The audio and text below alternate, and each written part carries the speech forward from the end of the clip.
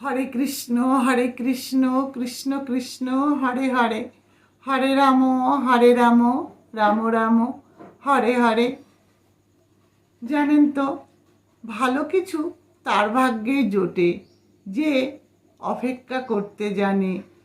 ভালো কিছু তার সাথেই হয় যে ধৈর্য ধরতে জানে। আর ভালো কিছু সেই অর্জন করে যে সত্যের পথে থাকে। তাই বলবো, ভালো কিছু লাভ করতে হলে সবার আগে ধৈর্য ধরুন, অপেক্ষা করুন আর সৎ পথে থাকুন।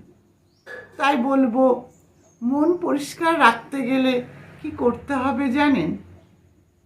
হরিনাম জপ করতে হবে, ভগবান শ্রীকৃষ্ণের নাম জপ করতে হবে এবং ভগবান শ্রীকৃষ্ণকে স্মরণ করতে হবে।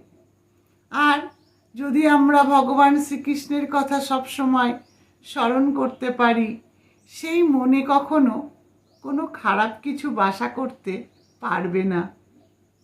আর তাই বলবো, সত্যের পথ হলো খুব সহজ সরল, কাঁটাবিহীন।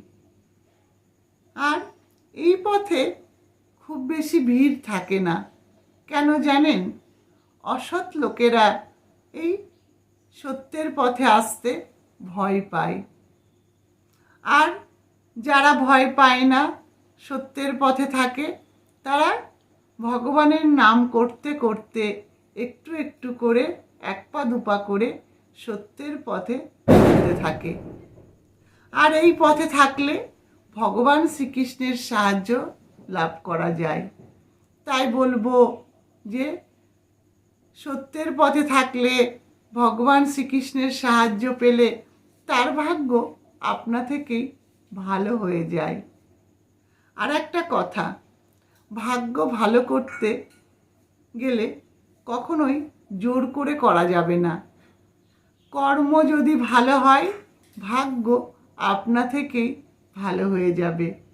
তাই বলবো, কর্ম ভালো করুন আর সেই কর্মফলের দ্বারাই ভাগ্য আপনা থেকেই ভালো হয়ে যাবে। হরে কৃষ্ণ। সকলে ভালো থাকুন, সুস্থ থাকুন।